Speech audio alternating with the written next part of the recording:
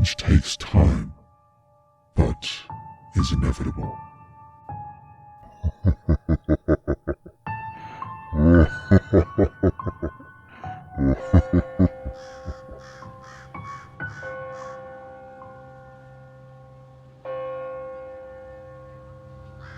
The title doesn't lie. My dad is a chair. To be specific, he's a fully upholstered, bright orange angel accent living room chair. The kind with wooden legs you'd find in any three-piece suite from the 70s. He's pretty comfortable, truth be told. A little lumpy in places, but his padding is soft. Warm too. He's always warm. There's also the telltale ba-thump, ba-thump, ba-thump coming from his back cushion. A steady rhythm at my lumbar to remind me I'm sitting in no ordinary chair. He wasn't always a chair. Until last year, he was Kevin the accountant. He was 51, slightly overweight, and generally seemed to enjoy life as a human. He was married to Mum. He still is, but, well, as you can imagine, it's a little complicated now. It was funny at first. He came home from work one day and just sat in a corner of the living room. When we'd ask him why he was sitting on the floor and not the $4,000 cream leather couch, he'd just smile and say, "It feels right here." It stopped being funny the morning he didn't go to work. Turns out, he hadn't slept the night before. He'd been watching a movie with Mum, but hadn't gone with her to bed. She left him sitting in his spot, unsuspicious of the "I'm not tired, I'll be up a little later" lie. She and I both begged him to get up, but he refused to move. Phoned in sick at work, the whole deal. Just spent the day sitting on the floor in his corner. We kept asking him what was wrong, why he wouldn't get up except to use the bathroom, and he just kept saying, No, this feels right."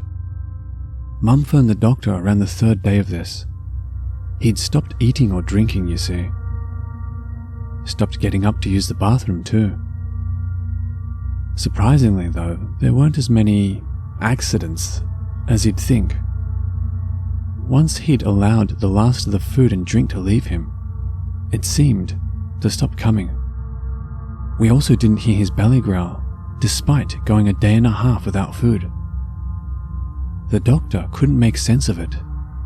Their first guess was that it was psychosomatic, but that wouldn't explain the absence of digestive activity exposed by the stethoscope. They said they'd be back to take some blood samples in a few days after they liaised with some colleagues. Unfortunately, as I said, this was last year, 2020. We never heard back from the doctor thanks to the virus that shall not be named. I guess guy with gut troubles who refuses to move is low on the priorities list during a global pandemic. Somehow, Mum managed to wrangle long-term sick leave with Dad's company. Decades of loyal employeeism, combined with Mum's attendance of every company barbecue and softball game, helped Mr. Banafrag buy the unexplained stomach concern requiring hospitalization excuse. I'll never forget that phone call. At the time, Dad losing his job was a worst-case scenario for both of us. He'd always been the breadwinner. Neither of us could support ourselves without him. We'd lose the house in under a year. Dad didn't seem too perturbed by Mum's frantic pacing, or the lies she wormed through the phone to Mr. Banafrag. He just stared at the wall serenely, hovering his butt half a foot from the carpet, balancing with his legs bent and his hands flat on the ground behind him. That night I fell asleep, listening to Mum yelling at Dad. He never yelled back. We started noticing the physical changes a few days later. That's when we realized this wasn't psychosomatic. Unfortunately, our shitty best insurance deal in the market doctor wasn't picking up the phone. We'd get passive-aggressive emails informing us that they were waiting to hear back from colleagues, but that was it. This was not good. Especially not when the joints in Dad's arms and legs had fused. The not goodness of the doctor's silence increased 1,000-fold when we sent photos of Dad's hands and feet, flaking off like discarded spider husks the following week. Did the response change? No. We got a very snippy email about shortages on ICU wards and a critical international situation. Mum's shouting match with the chief of medicine, the one she demanded her way up the phone chain to speak to, didn't change things. We were on our own. Mum spent all her time in the living room with Dad. I had to help her wash him, try and make him eat, talk to him when she'd tire out and fall asleep on the rug. Every day of this routine brought with it new changes in Dad's body. It started with his limbs, as you can probably guess. When his hands and feet fell off, there was no blood. They flaked apart, crusty and dry and brittle throughout. Even the bones of his toes and fingers had the density and consistency of dead skin. The wrists and ankles they left behind were smooth and hard. It was difficult to tell whether we were looking at flesh or exposed bone. The dark, shining surface seemed to bend into his normal arm at the base of the stumps. This discoloration would rise further up his limbs daily, and before long I awoke to see Dad's head and torso fused to the wooden chair legs supporting my weight while I write this. Well, I use the term Dad's head and torso in the loosest possible sense. By the time his limbs were completely replaced, the rest of him had undergone a slow, harrowing transformation of its own. His shoulders and the arms attached to them descended lower and lower. They found their final resting place at Dad's pelvis, sat squarely behind his rigid legs. The chest area they'd left behind had its own problems. Day by day, Dad's neck retracted further inwards. It didn't stop when his jaw met collarbone either. It pulled Dad's head deep into his ribcage. His face flattened as the skull supporting it sank, forcing his eyes to point in opposite directions. Eventually they slid down to where his nipples once lay, resting glassy and vacant on his pecs. The change wasn't quick enough to break his jaw though. Instead, it bent outward, its hinges spreading wide across Dad's broad chest. Each morning I'd find Mum sobbing over a fresh, unnecessary piece of himself he'd discarded. Hair, ears, nose, his thingy. All of them flaked off and crumbled to dust in her hands. He'd lost the ability to speak as his head withdrew. Unsurprising though, right? He made his intentions clear before he went. The last words he ever said to me, "Don't cry. I am Chair. Always was Chair. Happy as Chair." That was the worst part, I think. Knowing that whatever the fuck was happening to Dad, he wasn't resisting it. That when he'd got that initial urge to sit in the corner and not get up, he didn't fight it. That he was happy this way. The implication being that when he was human, when he was a father and husband and accountant, he wasn't.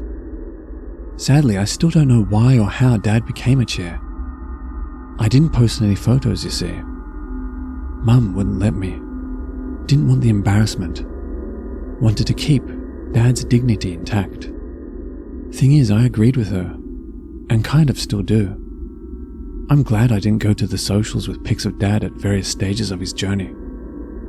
The temptation was there to see if anyone could help. Nobody could have though, could they? Dad would have become just another internet circus freak.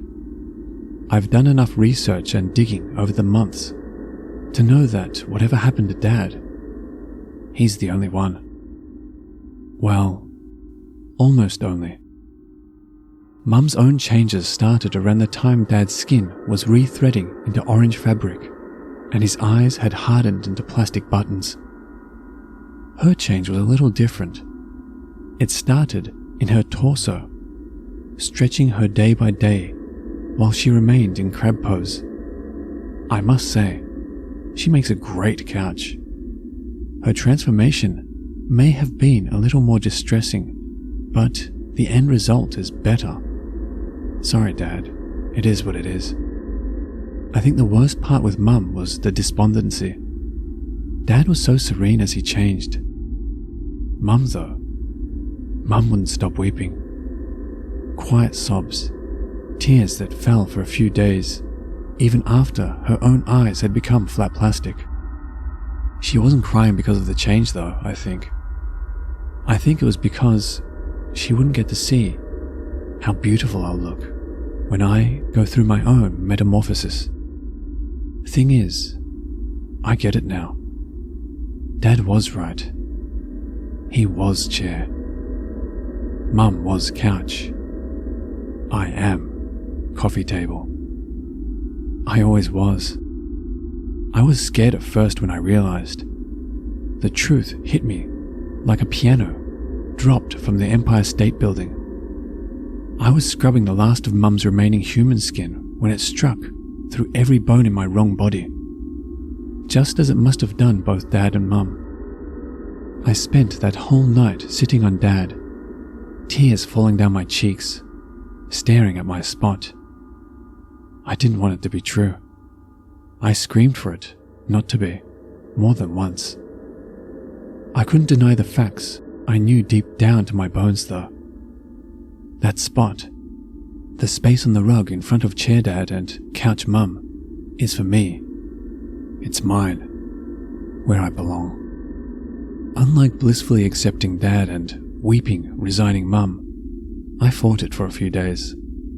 I'm not like them. I'm only 17. I have, or had, dreams, ambitions, goals. I wanted to go to college, settle down, marry some lucky girl, be a dad. I wasn't ready to give up my human form. I spent my nights begging for more time. Nothing answered. The urges didn't abate. My awareness of reality, now the illusions had been swept away, was too great. When I have slept this last week or so, my dreams have always been the same. I dreamt of true reality, of how I now know things should be. I dream of me in my place, my body elongated and wooden and flat, as is right, as is correct, as is natural. I have long, blissful slumbers, filled with the feeling of hot ceramic mugs on my tabletop and thick carpet beneath my 4 legs. I can't fight it anymore. I'm posting this here, but also printing it out to leave as a note for the removal guys. I want them to be careful with us when the bank repossesses the house and we end up in storage. Please keep us together if you can. We're a set. Dad's sick leave ended months ago. As you can imagine, foreclosure notices have been piling up. I stopped caring about the pile of mail under the door, about the time that Mum's ribcage split and flattened into her wide pinstripe velvet upholstered back. I haven't been hungry in days, or thirsty. I'm not even sure if I'm breathing, now I think about it. I'm still scared, but I've come to accept that this is the way things have to be. I don't know why. They just do. Maybe it's a curse. Maybe this house is built on some ancient ritual site. Maybe it's just some freak anomaly of physics. Who knows? Whatever the reason, I have to suck it up and accept the way things are. This body, this walking, wobbling mass of skin and bone and ghibli bits that I love so much, isn't right. It isn't mine. I'm not meant for it anymore. once I post this and print the copy for the removal guys, I'm going to get in my spot. Then, it's just a case of closing my eyes and waiting. I can already feel my limbs pulling inward, my thighs and upper arms sliding to where they'll meet at my navel in a few days. There's a tugging on the back of my knees where they'll bend in on themselves, and all 20 of my fingers and toes grow more numb with each hour that passes. Do I have any regrets? Thousands. There's so much I'll never get to do, to see, to go, to be. I can't hide from the truth though, not anymore. I am coffee table.